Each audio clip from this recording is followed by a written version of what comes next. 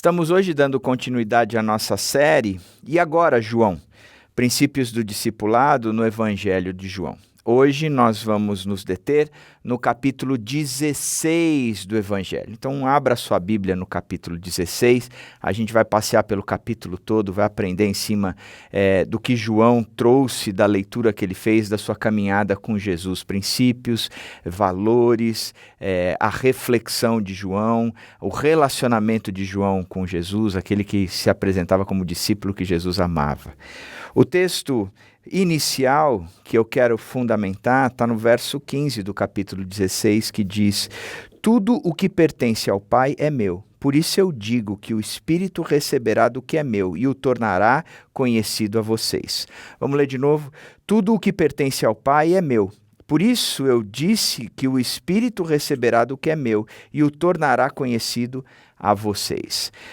O texto está mais uma vez apontando para uma verdade que já foi dita por mim há umas semanas atrás, quando eu falei sobre o capítulo 14, aonde Jesus aponta o holofote para a Trindade. A doutrina da Trindade, ela se baseia, ou ela se resume, ou ela tem que conter 4 palavras, porque sem essas 4 palavras, a doutrina da Trindade ela se perde. A primeira palavra é um Deus, não são vários deuses. A segunda palavra é 3, é um Deus em 3 pessoas, não são 3 deuses, é um Deus em 3 pessoas. A terceira palavra é diferentes, ou diversidade. É um Deus em 3 pessoas diferentes ou diversas. Não é um Deus que ele de repente coloca um chapéu de construtor, tira o chapéu de construtor, coloca o chapéu de contador, tira o chapéu de contador. Não, ele é um único Deus em 3 pessoas, e essas 3 pessoas são diferentes uma da outra. E a quarta palavra é unidade. Apesar de ser um Deus em 3 pessoas diferentes, há perfeita harmonia, unidade. Eles caminham juntos em todos os sentidos. É fácil de entendermos a Trindade quando nós olhamos para o marco zero da eternidade. Se a gente olhar para o início de tudo, quando não havia nada a não ser o próprio Deus, o que existia no início da eternidade era a Trindade. Deus Pai, Deus Filho e Deus Espírito Santo. E o que habitava ali em Deus Pai, Deus Filho e Deus Espírito Santo é o fundamento do próprio Deus. Um amor leal que existia e trabalhava muito intenso, e a fidelidade, ou seja, o amor leal e o amor fiel era a característica daquela Trindade. Aquela comunidade existia no amor. E a partir do amor que existia naquela comunidade, tudo passou a existir, tudo foi criado. A gente não tem necessariamente, a gente não pode afirmar, na verdade, não existe essa ideia ou essa hipótese de que Deus criou o ser humano ou Deus criou a criação toda porque ele queria ser amado, ele queria que o homem o amasse. Na verdade, não é isso. Deus criou porque ele amava. A criação passou a existir a partir do amor de Deus.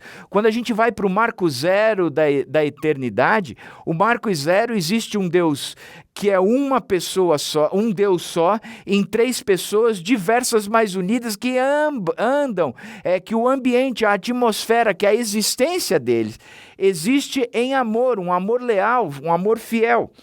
Deus criou tudo a partir do amor dele. E toda a criação passou a existir porque Deus ama. E a Bíblia referenda isso tudo quando continua dizendo, por exemplo, que Deus amou tanto o mundo que deu seu Filho unigênito, que ele prova o seu próprio amor para conosco pelo fato de ter Cristo Jesus morrido por nós quando ainda éramos pecadores.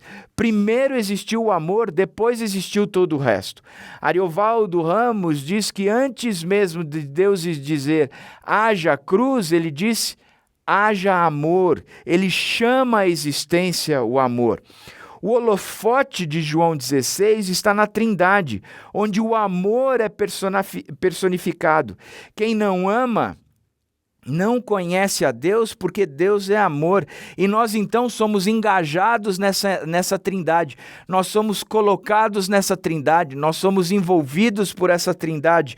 Um Deus em três pessoas, um Deus em três pessoas diferentes, mas perfeita na unidade e perfeito nessa unidade que exala, que expressa, que define o que é o amor.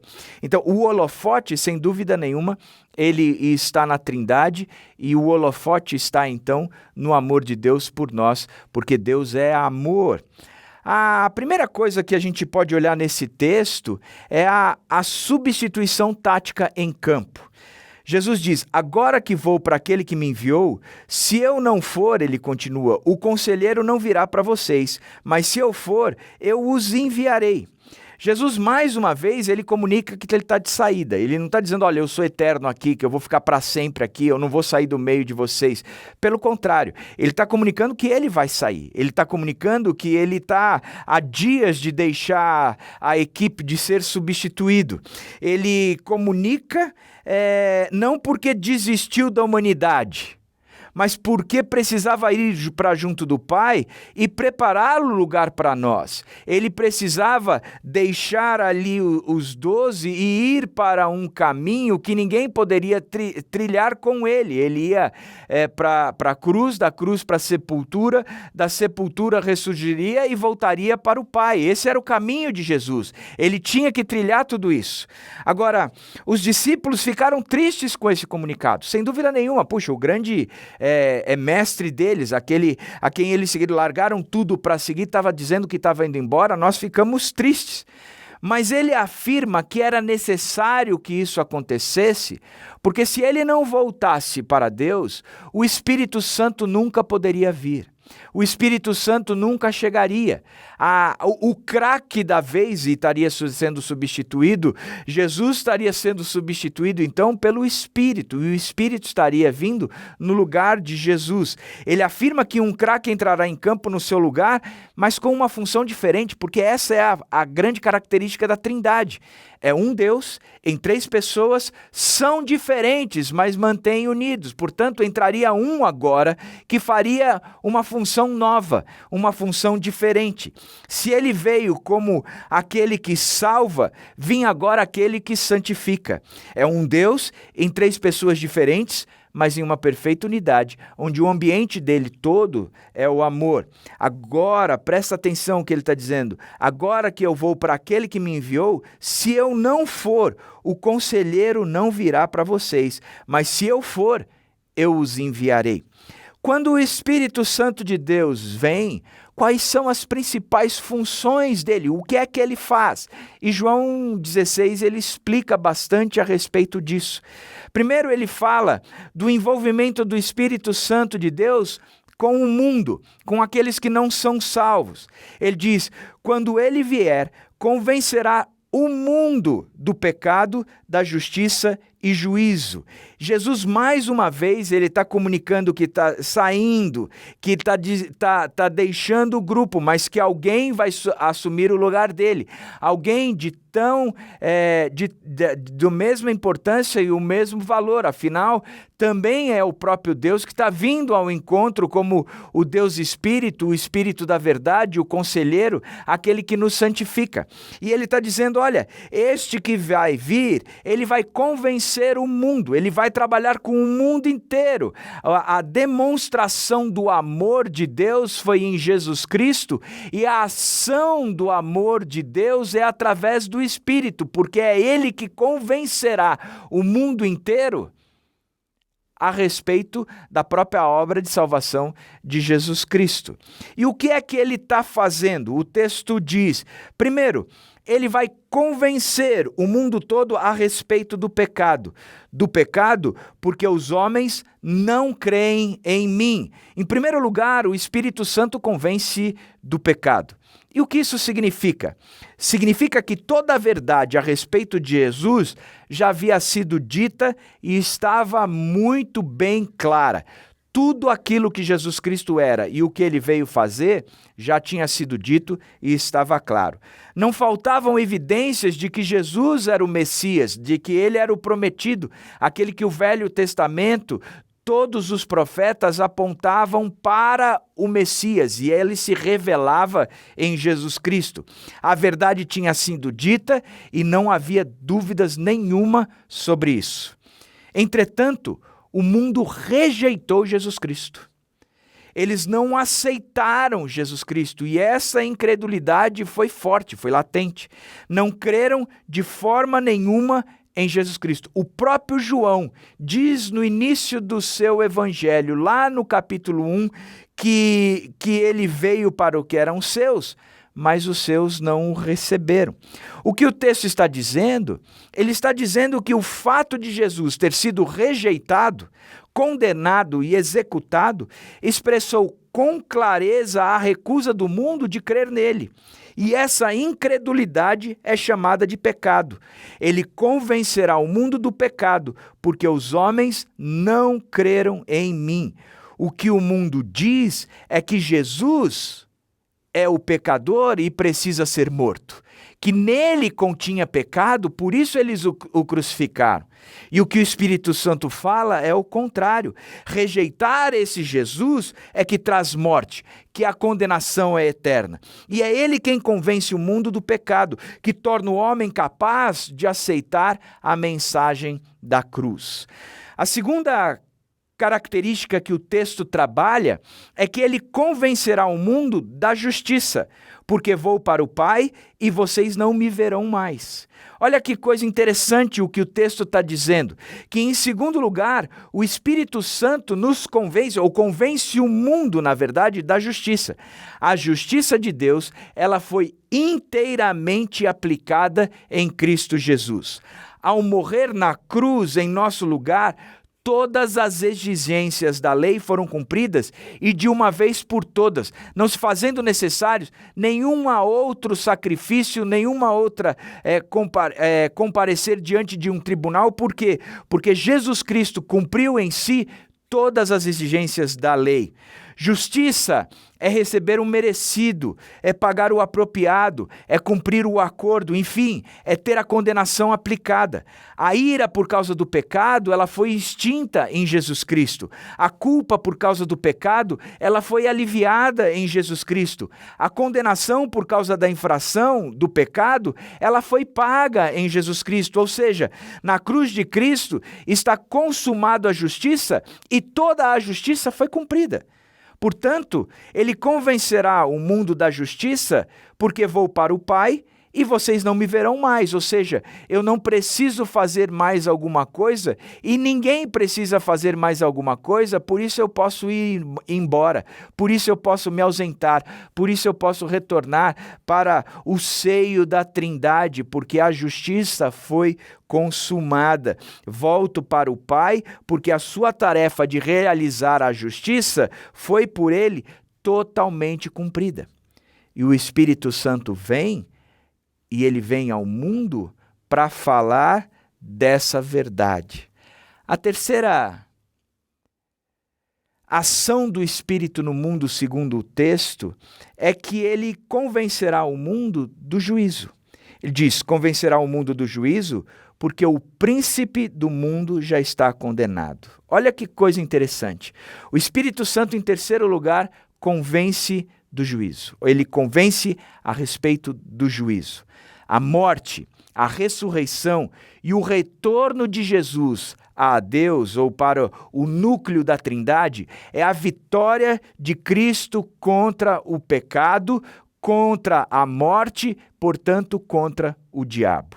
A morte, que é a consequência do pecado, sempre foi o grande trunfo, o grande troféu do diabo. Ele sempre ergueu dizendo, se há morte, é porque o pecado continua reinando, portanto, eu tenho supremacia sobre o próprio Deus, porque o povo continua morrendo e a morte continua sendo aplicada sobre o homem, a condenação continua sendo exigida sobre o homem, e não há vitória para o homem, porque a morte continua sendo o seu arco ou o seu grande inimigo. E o diabo levantava o troféu da morte como quem dissesse: eu sou o grande campeão, porque o homem continua morrendo. O diabo já está condenado quando Jesus Cristo entra naquela sepultura, pagando o preço, a condenação do pecado, já que o pecado traz a morte. Jesus carrega sobre si a condenação de toda a humanidade, como o Cordeiro de Deus que tira o pecado do mundo, ele morre. Mas ao terceiro dia ele ressuscita, e quando ele ressuscita, ele obtém a vitória sobre a morte. Onde está, ó morte, a tua vitória? Onde está, ó morte, o teu aguilhão? Já não há mais força à morte sobre o homem, portanto, o inimigo do homem, que é o diabo, é derrotado quando Jesus Cristo sai daquela sepultura. Quando Jesus Cristo retorna aos céus, momentos antes ele reúne todos os seus discípulos e ele diz: toda a autoridade me foi dada nos céus e na terra. Eu tenho o poder, o troféu é meu e não pertence a mais ninguém. O diabo, o príncipe deste mundo, ele já está condenado. Enfim, o homem rejeitou a Cristo e a sua obra, e isso é o pecado. Jesus, na cruz e na ressurreição, resolveu todo o problema do pecado com a justiça. A justiça foi feita. E a solução, inclusive, envolveu o diabo em sua condenação final. E é isso que o Espírito Santo diz ao mundo. E João 16 joga o holofote na Trindade, dizendo: o Espírito Santo tem um trabalho incrível no mundo de libertação do mundo. A terceira coisa que o texto nos ensina é que o Espírito Santo, ele também trabalha naquele que segue a Cristo, no discípulo. Mas quando o Espírito da verdade vier, ele os guiará a toda a verdade. Significa que a tarefa de guiar a verdade é do Espírito. Quem modifica a mente, o coração, a vida do ser humano é o Espírito. Quem transforma integralmente uma criatura que tira do império das trevas, do poder do diabo, do poder do pecado, do poder da morte e transporta para o reino do Filho do seu amor é o Espírito. Ele é que guia, ele é que dirige, ele é que conduz, ele é que leva de um lugar para outro. Mas quando o Espírito da verdade vier, ele os guiará a toda a verdade. Ele não vai guiar a um engano, a um engodo, a mentira. Ele vai levar a verdade. Ou seja, toda a verdade a respeito de Jesus, toda a realidade a respeito de Jesus, toda a vida que se tem em Jesus é fruto e é conduzida pelo Espírito Santo lá. Nós podemos viver como Jesus porque o Espírito Santo frutifica em nós. Nós podemos ter o amor de Jesus porque o Espírito Santo frutifica em nós.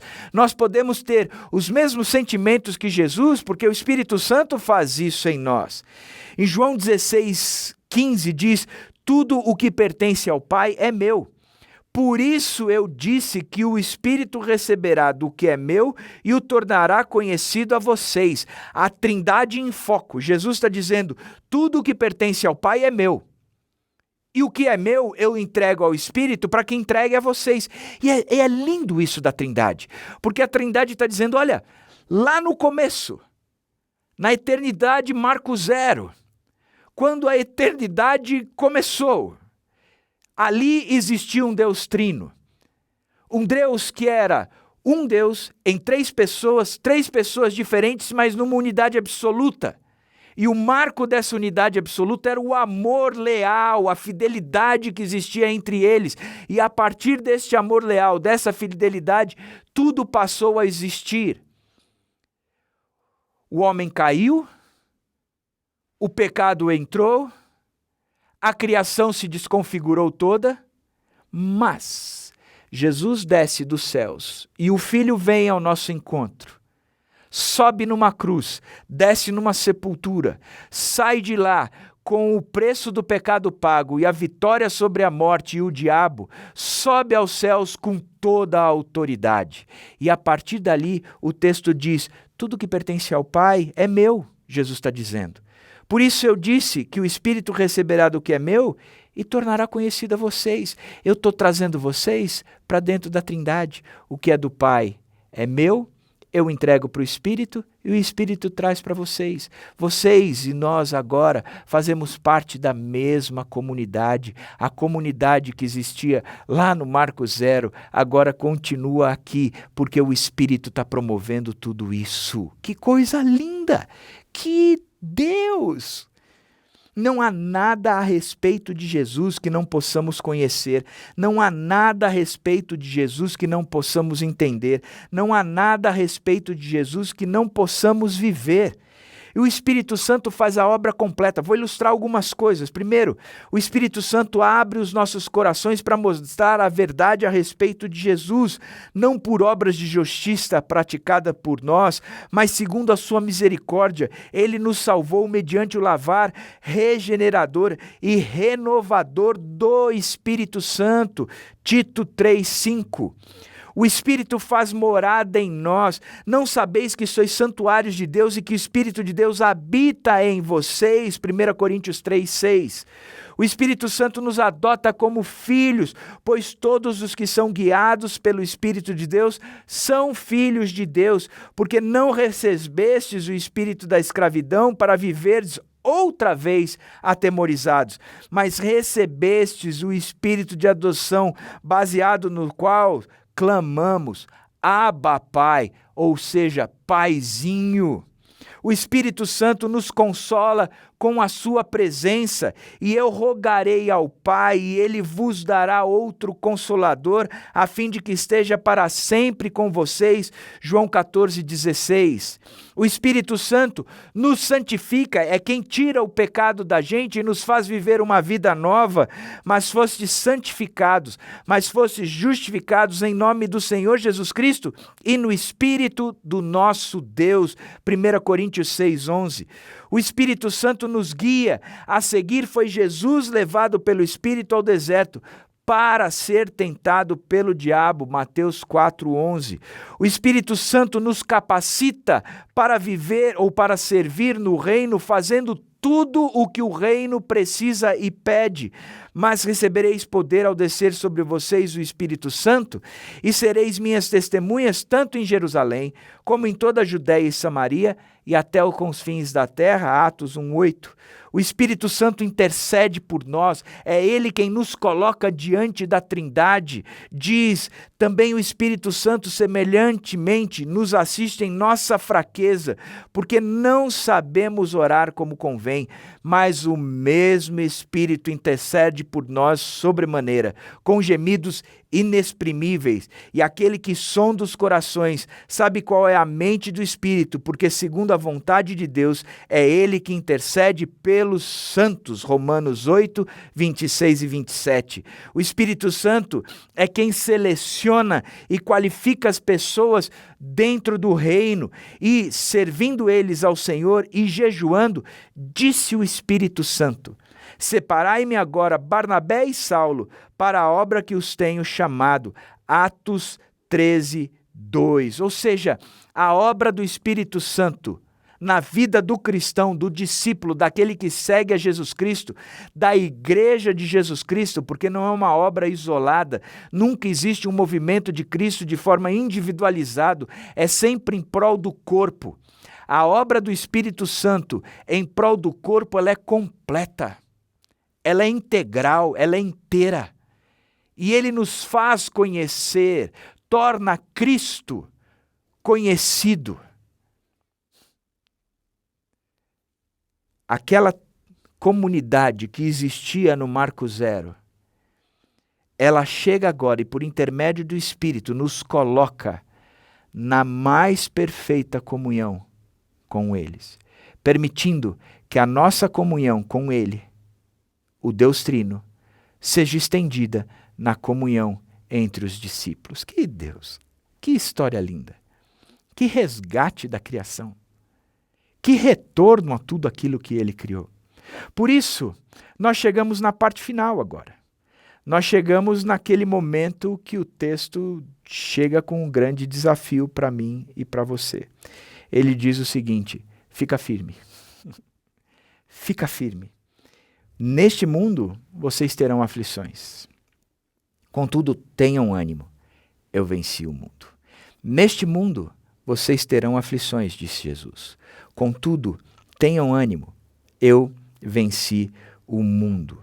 Existem 3 afirmações de Jesus nessa frase que são importantíssimas que eu e você entendamos.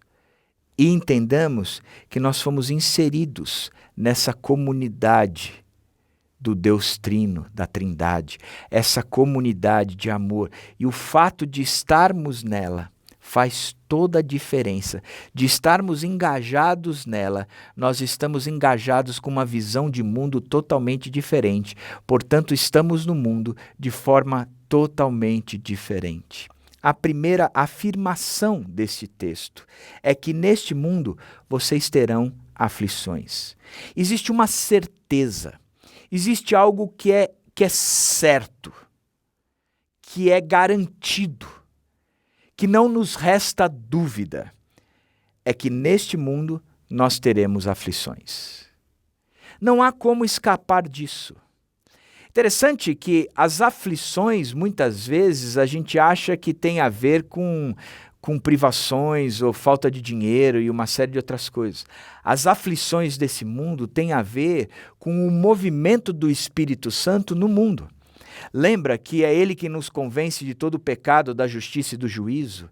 Nós estamos inseridos ainda num mundo que o alicerce continua sendo o pecado, que as considerações do pecado continuam trazendo justiça, e o juízo daquele que já está condenado é o diabo. Apesar de já estar condenado, o mundo jaz no maligno.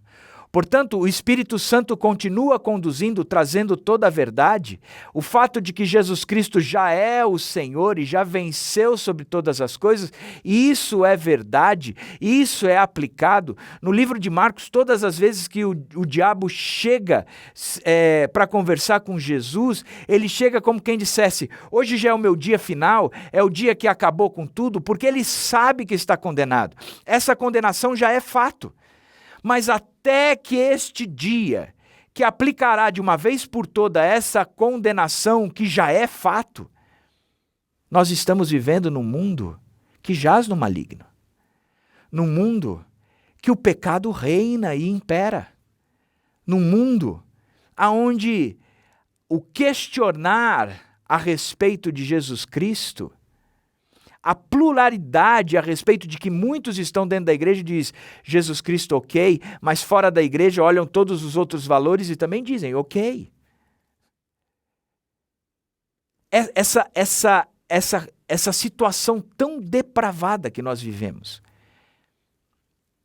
diz que o cristão, aquele que segue a Jesus Cristo, vai ter que lutar contra todas essas coisas. Não é a falta de dinheiro, não é o desemprego, mas é a luta contra o império das trevas, na implantação do reino do Filho do seu amor, ou seja, do reino de Jesus, da oração de Jesus: Pai nosso que estás nos céus, santificado seja o teu nome, venha o teu reino e seja feita a tua vontade. Portanto, o discípulo de Jesus, ele vai passar por aflições. Ele vai passar por aflições. Aflições por segui-lo. Aflições por se posicionar como um cristão de fato. Aflições por lutar pelos valores e princípios de Cristo. Aflições por ver um mundo cada vez mais depravado. Aflições porque a gente percebe que tem muita gente se perdendo e muita gente do nosso lado. Paulo diz das agonias que ele sentia por causa da igreja. Isso são as aflições que o reino traz. No mundo, vocês terão aflições. Mas existe também uma outra afirmação. Ele diz a respeito do desafio: tenham ânimo. Tenham ânimo. Não podemos perder o ânimo.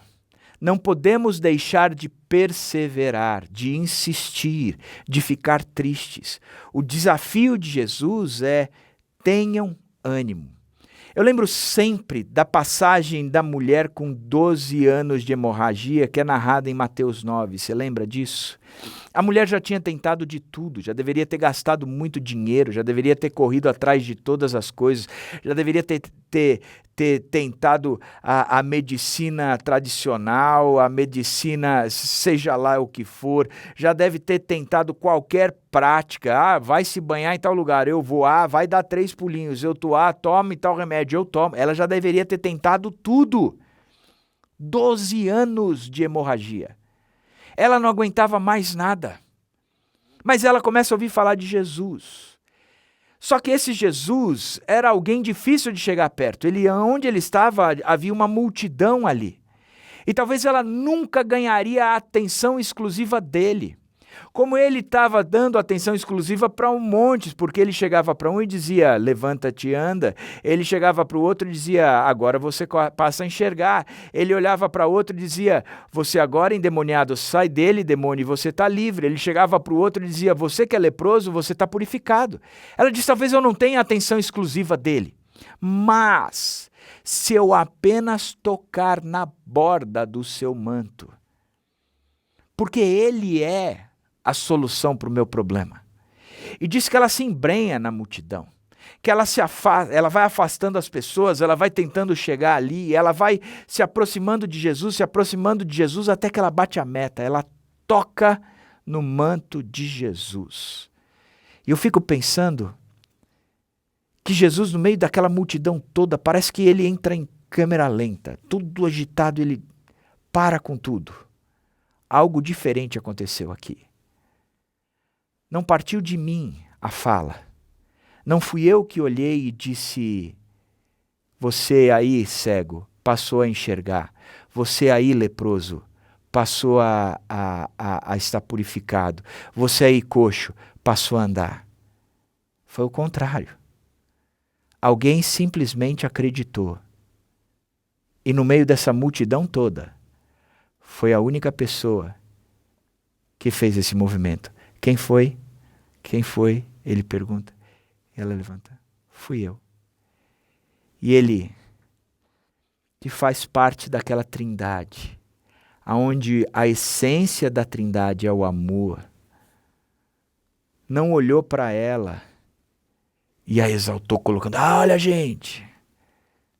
Ele simplesmente disse, ânimo filha. Ânimo filha. Fica firme aí. A sua fé a curou. E a Bíblia diz que desde aquele instante a mulher ficou curada. Ânimo, filha. Ânimo, filha. Continua perseverando. Vença as multidões. Acredite naquele que você está correndo atrás. Tenha certeza que basta tocar na borda do manto dele. Nada mais. Nada mais. Não haverá mais nenhum dinheiro que você vai precisar gastar, nenhum médico que você vai correr atrás, nenhum tratamento, nenhuma terapia, nenhum isolamento, nenhum distanciamento, nenhuma máscara, nenhuma vacina, nenhum tratamento precoce. Nada mais disso. Você está curada. Ânimo, filha. Ânimo, filha. Então o que ele está dizendo? Olha, vocês vão passar por aflições, mas tenham ânimo. Vão passando no meio das provações.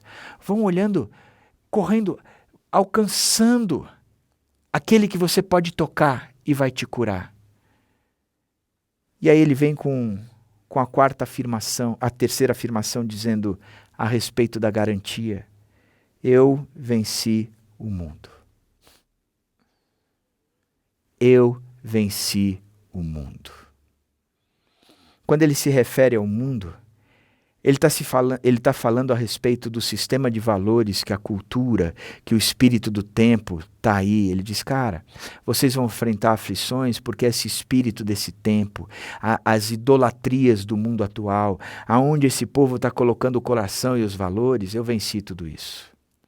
Quando ele diz eu venci o mundo, ele está dizendo, aquele que domina o mundo, o espírito da potestade do ar, o diabo, Satanás, esse já foi vencido. Quando eu saí daquela sepultura, eu saí com a vitória sobre a morte. E a vitória sobre a morte é a vitória sobre o pecado, é a vitória sobre aquele que tem influenciado o pecado. O diabo já está condenado. Portanto, eu venci o mundo. Esse mundo será renovado, restaurado. Tenha bom ânimo. Tenha bom ânimo, fica firme. Eu já venci tudo isso. Quem nos chama é o próprio Cristo. Quem nos desafia é o próprio Cristo. Quem nos garante é o próprio Cristo. E o Espírito Santo, a terceira pessoa da Trindade, que está aqui hoje, habitando em mim, habitando em você, no meio de nós, nos mantendo unidos, nos colocando no seio da Trindade, é quem nos incentiva a caminharmos firmes, engajados na proposta de cada vez mais espalhar no meio deste mundo o padrão, os modelos, o molde dessa comunidade trina que vivem em amor. Não é só a salvação, mas como eles vivem e o que eles promovem. O que eles são e como eles estão. Esse é o grande desafio. Portanto, a gente olha para João e sai cheio de esperança. Estamos passando por muita luta. Sim, estamos. Mas tem de bom ânimo. Eu venci o mundo. Essa é a fala de Jesus. E esse é o desafio para nós. Fica firme aí.